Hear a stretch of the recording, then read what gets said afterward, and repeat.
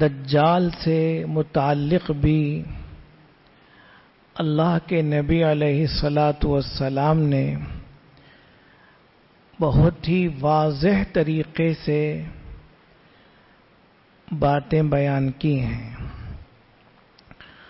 دجال کہاں سے نکلے گا؟ ایک روایت ہے عراق اور شام کے درمیان سے کسی جگہ سے نکلے گا۔ ایک روایت میں ہے اصفہان نامی جگہ سے، علاقے سے نکلے گا۔ ایک اور روایت میں ہے کہ خوض و کرمان نامی علاقے سے نکلے گا۔ ایک چوتھی روایت میں ہے کہ خراسان سے نکلے گا۔ ان چار روایتوں کو جمع کر کے محدثین نے، علماء نے یہ بات لکھی ہے کہ دجال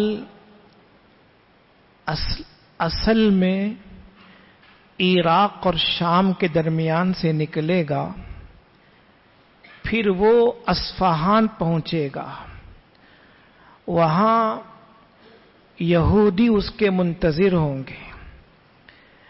ایک روایت میں ہے کہ 70,000 یہود اس کا انتظار کر رہے ہوں گے۔ تو وہ عراق اور شام سے نکلے گا اور اصفہان پہنچے گا، وہاں اس کے ماننے والے یہود کو لے کر پھر وہ خوض و کرمان آئے گا جہاں ترک آباد ہوں گے، جو ترکی والے ہیں۔ آپ نے فرمایا ان کے چہرے نہایت چوڑے ہوں گے اور ان کے رخسار پھولے ہوئے ہوں گے۔ آپ نے اور وضاحت فرمائی کہ چہرے بھی ان کے پھولے ہوئے ہوں گے، اور جیسے ایک کے اوپر ایک چمڑا رکھا جائے ایسا ان کا چہرہ ہوگا۔ پھر وہ خوض و کرمان سے خراسان آئے گا۔ جب خراسان آئے گا تو اس کی شہرت پوری دنیا میں ہو جائے گی، اور خراسان سے ہوتے ہوئے پوری دنیا میں گھومے گا اور آخر میں ملک شام آئے گا۔ مکہ مکرمہ اور مدینہ منورہ اور ایک روایت میں ہے کہ بیت المقدس میں، ان تین جگہوں میں وہ داخل ہونے کی کوشش کرے گا، لیکن داخل نہیں ہو سکے گا۔ مکہ مکرمہ اور مدینہ منورہ کے جتنے راستے ہوں گے، ہر راستہ پر فرشتے ہتھیار لیے ہوئے اور گرز لیے ہوئے ہوں گے، جو اس کو اندر داخل ہونے نہیں دیں گے۔ دجال کی پیروی کرنے والے اصفہان کے 70,000 یہودی ہوں گے۔ اللہ کے نبی نے فرمایا ان کے اوپر سبز رنگ کی چادر ہوگی۔ سبز رنگ کی چادر جیسے رومال ہے یا ان کا کپڑا ہی سبز رنگ کا ہو، ممکن ہے۔ آپ علیہ الصلاۃ والسلام نے یہ بات بھی بتائی۔ دجال ایک ایسے گدھے پر سوار ہوگا کہ جس کے 2 کانوں کے درمیان 70 باع کا فاصلہ ہوگا۔ 70 باع سے مراد اگر دونوں ہاتھ پھیلا دیے جائیں تو جتنا فاصلہ ہوتا ہے، آدمی کھڑے ہو کر دونوں ہاتھ پھیلا دے تو جتنا فاصلہ ہوتا ہے یہ 1 باع ہے۔ آپ نے فرمایا اس کا جو گدھا ہوگا اس کے دونوں کانوں کے درمیان 70 باع کا فاصلہ ہوگا، اس لیے کہ دجال بھی بہت بڑا اور بہت موٹا تازہ ڈیل ڈول انسان ہوگا۔ بعضوں نے کہا ہے ہو سکتا ہے ہوائی جہاز بھی مراد ہو، اس لیے کہ اس کے جو دو پر ہیں وہ کافی پھیلے ہوئے ہیں، لیکن حقیقت اللہ جانتے ہیں۔ حدیث میں جو ذکر آیا ہے اس میں لکھا ہے کہ گدھا پر سوار ہو کر آئے گا اور اتنا بڑا اس کا فاصلہ ہوگا۔ دجال کا حلیہ اور اس کے تعلق سے ایک حدیث ہے حضرت نواس بن سمعان رضی اللہ عنہ کی۔ اس حدیث میں اللہ کے نبی علیہ الصلاۃ والسلام نے بات اور کھول کر بیان کی۔ اس سے پہلے ایک بات یہ بھی ہے، ایک حدیث سے اللہ کے نبی نے فرمایا کہ جب دجال کی خبر سنو تو اس سے دور رہو اور اس کے قریب جانے، اس کو دیکھنے اور اس کی بات سننے کی کوشش نہ کرو، اس لیے کہ ایک شخص اس ارادے سے نکلے گا کہ وہ دجال سے بحث کرے گا، لیکن جب دجال کے پاس جائے گا اس کے بعد اس کے پاس دھوکے کی چیزیں اتنی ہوں گی کہ وہ بجائے بحث کرنے کے دجال پر ایمان لے آئے گا۔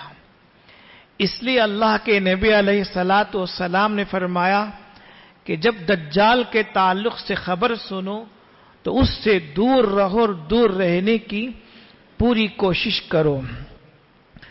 نواس بن سمعان رضی اللہ عنہ کی جو حدیث ہے، اللہ کے نبی علیہ الصلاۃ والسلام فرماتے ہیں اگر دجال میرے زمانے میں نکل آئے تو پھر کسی مومن کو فکر کرنے کی ضرورت نہیں، میں اس سے نمٹ لوں گا، میں بحث کروں گا اور دلیل و حجت سے اس پر غالب آ جاؤں گا، اور اگر وہ میرے زمانے میں نہ نکل آئے، میرے بعد نکل کر آئے تو پھر ہر مومن دلیل اور حجت سے اس سے بحث کرے گا، غالب آئے گا، اور اللہ تبارک و تعالی مومن کی مدد فرمائیں گے اور وہ دجال سے بحث کر کے اس پر غالب آئے گا۔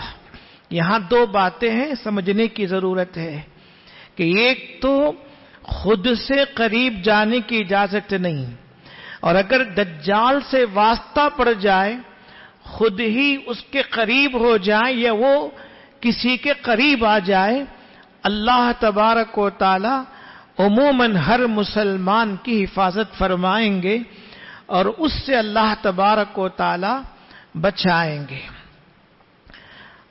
ایک حدیث میں ہے، بلکہ اسی حدیث میں یہ بھی ذکر ہے، آپ علیہ الصلاۃ والسلام نے فرمایا کہ جو دجال سے قریب ہو جائے، دجال کے پاس پہنچ جائے، اس کو چاہیے کہ سورہ کہف کی ابتدائی 10 آیتیں پڑھ لے۔ ان 10 آیتوں کی برکت سے وہ دجال سے محفوظ رہے گا، اس کے فتنے کے اندر مبتلا نہیں ہوگا۔ آگے اللہ کے نبی علیہ الصلاۃ والسلام سے صحابہ نے پوچھا یا رسول اللہ دجال دنیا میں کتنے دن رہے گا؟ آپ نے فرمایا وہ کل 40 دن رہے گا، لیکن پہلا دن 1 سال کے برابر، دوسرا دن 1 مہینہ کے برابر، تیسرا دن 1 ہفتہ کے برابر، بقیہ جو دن ہوں گے وہ معمول دنوں کے برابر ہوں گے۔ اب 40 ہی دن ہیں، لیکن پہلا دن 1 سال کے برابر ہوگا، اور یہ حقیقت ہے، یعنی ایسا لگے کہ 1 سال ہو، جیسا کہ جب دشواری اور مشکل پیش آتی ہے تو دن بھی لمبا ہوتا ہے، رات بھی لمبی ہوتی ہے، یہ بات نہیں، بلکہ حقیقتاً 1 دن 1 سال کے برابر، دوسرا دن 1 مہینہ کے برابر اور تیسرا دن 1 ہفتہ کے برابر، بقیہ جو دن ہوں گے وہ عام دنوں کے برابر ہوں گے۔ اب اگر ہم حساب لگاتے ہیں تو اگر سال کے 365 دن لگائیں اور مہینہ کے 30 دن بھی لگائیں، 29 کی جگہ 30 دن لگائیں اور ہفتہ کے تو 7 دن ہوتے ہیں، تو کل 439 دن یعنی 430 پر 9 دن ہوتے ہیں۔ صحابہ کرام پر اللہ تعالی رحمتوں کی بارش برسائے۔ صحابہ نے پوچھا یا رسول اللہ، جب 1 دن 1 سال کے برابر ہو جائے گا تو 5 نمازیں کافی ہو جائیں گی یا سال بھر کی نمازیں پڑھنی ہوں گی؟ اللہ کے نبی علیہ الصلوۃ والسلام نے فرمایا نہیں، اندازہ لگا کر ہر وقت کی نماز پڑھنی ہوگی اور 1 دن کی 5 نمازیں کافی نہیں ہوں گی بلکہ سال بھر کی نمازیں پڑھنی ہوں گی۔ چنانچہ ایک اندازہ کے موافق جب فجر کی نماز کا وقت آئے تو اس کے بعد 6-7 گھنٹے چھوڑ کر ظہر کی نماز پڑھے، پھر 3-4 گھنٹے کے بعد عصر کی نماز پڑھے، پھر 1-1.5 گھنٹہ کے بعد مغرب کی نماز پڑھے، پھر 1-1.5 گھنٹہ کے بعد عشاء کی نماز پڑھے، پھر 8-10 گھنٹوں کے بعد فجر کی نماز پڑھے۔ یہ حدیث اللہ کے نبی نے صاف فرمایا۔ اسی حدیث سے علماء نے استدلال کیا ہے کہ ایسے بھی علاقے ہیں جہاں 3 مہینے تک دن رہتا ہے اور 3 مہینوں میں سورج غروب ہوتا ہے، اور کہیں 6 مہینے کا بھی ذکر ہے، لیکن جہاں 6 مہینے میں سورج غروب ہوتا ہے لکھا ہے کہ وہاں کوئی آبادی نہیں ہے۔ ہاں، جہاں 3 مہینے کا وقت ہے وہاں کچھ آبادی ہے۔ وہاں کے تعلق سے بھی علماء نے یہی بات لکھی ہے کہ جیسے جیسے وقت ہوتا جائے نمازیں پڑھتے جائیں گے، نمازیں پڑھتے رہیں گے، وہاں پر 1 دن کی نماز کافی نہیں ہوگی۔ اب 439 دن ہوتے ہیں تو صحابہ نے دوسری باتیں نہیں پوچھی بلکہ یہی پوچھا کہ نمازیں کتنی پڑھنی ہوگی۔ آپ علیہ الصلوۃ والسلام نے وضاحت کے ساتھ بات بتائی۔ پھر آپ علیہ الصلوۃ والسلام نے فرمایا کہ دجال کی تیز رفتاری کیا ہوگی، دجال کس تیزی کے ساتھ چلے گا؟ فرمایا کہ وہ بادل جس کو تیز ہوا لے کر چلے۔ ایک ہے بادل آہستہ آہستہ چلتے رہتے ہیں، بادل اپنی جگہ نہیں ٹھہرتے، چلتے رہتے، لیکن تیز ہوا بادل کو لے کر چلے تو بادل جس تیزی سے چلتے ہیں دجال بھی اسی تیزی کے ساتھ چلے گا، اور 40 دنوں میں اسے پوری دنیا میں جانا ہے۔ لہذا وہ 40 دنوں میں سوائے مکہ مکرمہ اور مدینہ منورہ اور بیت المقدس کے پوری دنیا کا سفر کرے گا، دنیا کے چپا چپا اور کونے کونے میں پہنچے گا۔ آگے اللہ کے نبی علیہ الصلوۃ والسلام نے فرمایا کہ وہ ایک علاقے میں جائے گا اور وہاں بہت ہی خشک سالی ہوگی، قحط سالی ہوگی۔ لوگوں سے کہے گا کہ مجھے خدا تسلیم کرو، میری خدائی پر ایمان لاؤ، تو لوگ اس کی خدائی پر ایمان لائیں گے، تو وہ آسمان سے کہے گا تو بارش ہوگی، زمین سے کہے گا تو زمین خزانہ اگل دے گی، اور جب ان لوگوں کے جانور واپس آئیں گے شام کو چر کر تو نہایت فربا اور موٹے تازے ہوں گے، جو تھن ہے وہ تھن بھی دودھ سے لبریز ہوں گے۔ لیکن یہ بڑی آزمائش ہوگی اللہ کی۔ پھر وہ ایک ایسے علاقے میں آئے گا کہ وہ علاقہ بھی خشک ہوگا، وہاں وہ لوگوں سے کہے گا کہ میرے اوپر میری خدائی پر ایمان لاؤ، تو لوگ اس کی خدائی پر ایمان نہیں لائیں گے اور اس کی تکذیب کریں گے، اس کو جھٹلا دیں گے۔ چنانچہ وہ خاموشی سے چلا جائے گا لیکن قحط سالی بڑھ جائے گی، تنگی آ جائے گی، جو کچھ خزانہ ہوگا وہ ختم ہو جائے گا اور ان کے مویشی وغیرہ مر جائیں گے، لیکن ان کا ایمان اللہ تبارک و تعالی پر نہایت مضبوط ہوگا اور وہ ایمان کے معاملے میں ڈگمگائیں گے نہیں۔ اسی طرح سے دجال دنیا کا سفر کر رہا ہوگا کہ مدینہ منورہ سے ایک شخص نکلے گا اور دجال کے پاس جائے گا۔ دجال کہے گا میرے اوپر ایمان لاؤ، وہ انکار کرے گا، دجال اس کو قتل کرے گا اور قتل کرنے کے بعد دوبارہ زندہ کرے گا تو اس کا چہرہ چاند کی طرح سے چمکتا ہوا روشن ہوگا اور وہ پکا مومن ہوگا، قتل ہو کر زندہ ہوگا لیکن دجال پر ایمان نہیں لائے گا۔ اس سلسلے میں حضرت ابو سعید خدری رضی اللہ عنہ کی 2 حدیثیں ہیں۔ دونوں حدیثوں کو سامنے رکھ کر جو مضمون نکلتا ہے وہ مضمون یہ ہے، اللہ کے نبی علیہ الصلاۃ والسلام نے جس مومن کا ذکر کیا کہ دجال مدینہ منورہ پہنچے گا، اندر جا نہیں سکے گا۔ ایک روایت ہے ان دنوں مدینہ منورہ کے 7 راستے ہوں گے اور ہر راستہ پر 2 فرشتے گرز لیے ہوئے ہوں گے، وہ جس راستے سے بھی داخل ہونے کی کوشش کرے گا فرشتے مار بھگائیں گے، بالآخر وہ احد پہاڑ کے پیچھے جا کر ٹھہر جائے گا۔ دجال کے لوگ نکلیں گے اور نکل کر وہ ہر جگہ پہنچیں گے، چنانچہ ایک جگہ وہ لوگ دیکھیں گے ایک شخص مدینہ منورہ سے نکل کر آ رہا ہے، وہ اس سے پوچھیں گے تم کہاں جا رہے ہو؟ تو وہ کہے گا وہ جو جھوٹا شخص نکلا ہے اس کے پاس جا رہا ہے۔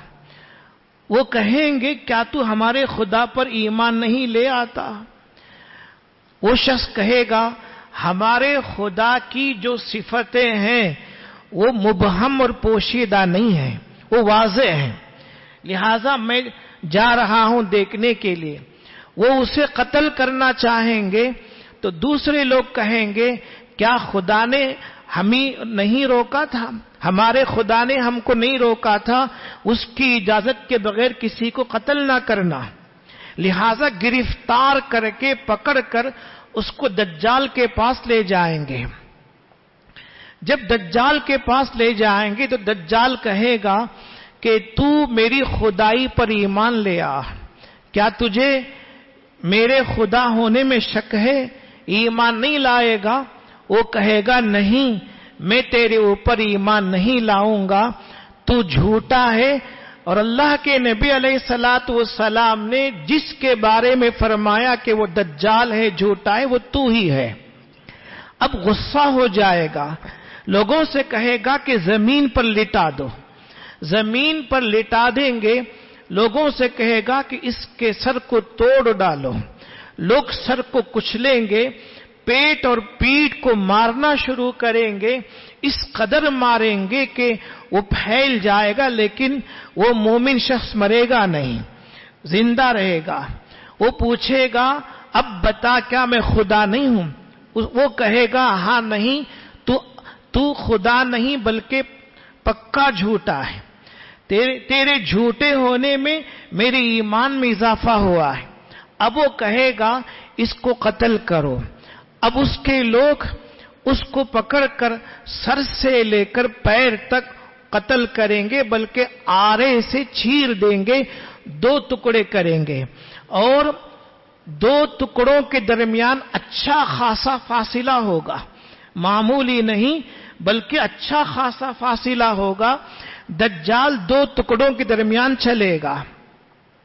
اب کس قدر چلے گا، کتنا وقت ہوگا اللہ ہی جانتے ہیں، وہ بہت چلے گا۔ پھر وہ ان 2 ٹکڑوں سے کہے گا کہ تم آپس میں مل کر کھڑے ہو جاؤ۔ 2 ٹکڑے مل جائیں گے اور کھڑے ہو جائیں گے، اور وہ زندہ ہو کر کھڑا ہو جائے گا۔ اب اس سے کہے گا اب بھی کیا تجھے میری خدائی پر شک ہے؟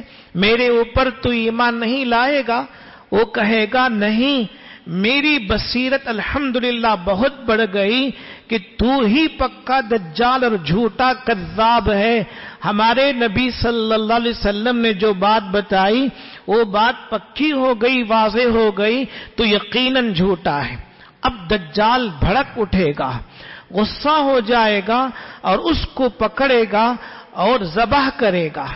جب ذبح کرے گا، اللہ کے نبی فرماتے ہیں اس کی پوری گردن اللہ تانبے کی بنا دیں گے اور وہ ذبح کرنے کی کوشش کرے گا لیکن وہ ذبح نہیں ہوگا۔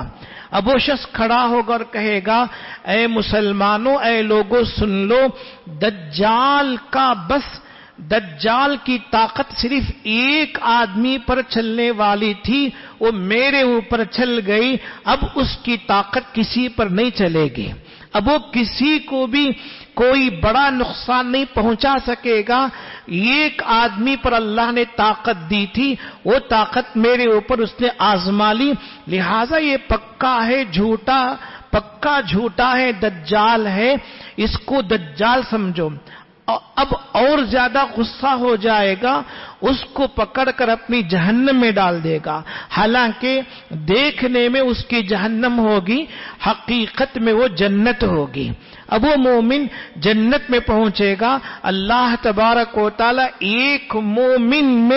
ایک مومن کے ساتھ اس کی جو طاقت ہوگی، قدرت ہوگی، وہاں تک دکھائیں گے۔ پھر آگے دجال کسی کو اس طرح سے قتل کر کے زندہ نہیں کر سکے گا۔ ہاں یہ تو ہوگا کہ ماننے والوں کو اپنی جنت میں ڈالے گا، اس کی جنت جہنم ہوگی، نہ ماننے والوں کو جہنم میں ڈالے گا اور اس کی جہنم جنت ہوگی۔ اسی حدیث میں ایک بات یہ بھی ہے، اللہ کے نبی علیہ الصلوۃ والسلام نے فرمایا دجال کے بال جو ہوں گے وہ گھنگریالے ہوں گے، یعنی مڑے ہوئے ہوں گے، اور وہ قطن کے بیٹے عبد العزیٰ کے مشابہ ہوگا، قطن کے بیٹے عبد العزیٰ کے مشابہ ہوگا۔ صحابہ اس کی شکل و صورت سے واقف تھے، قطن کے بیٹے عبد العزیٰ کی شکل و صورت سے واقف تھے، اس سے آسانی سے سمجھ گئے کہ دجال انسانوں میں سے کس کے مشابہ ہوگا۔ الحمدللہ رب العالمین، اللہم صلی علی سیدنا محمد وعلی آل محمد وبارک وسلم علیہ۔ اللہم انا نعوذ بک من فتنة المسیح الدجال، اللہم انا نعوذ بک من فتنة المحیا والممات، اللہم انا نعوذ بک من الفتن ما ظہر منها وما بطن، ربنا لا تجعلنا فتنة للقوم الظالمین ونجنا برحمتک من القوم الكافرین۔ صلی اللہ تعالی وسلم علی خیر خلقہ محمد وآلہ وصحبہ اجمعین۔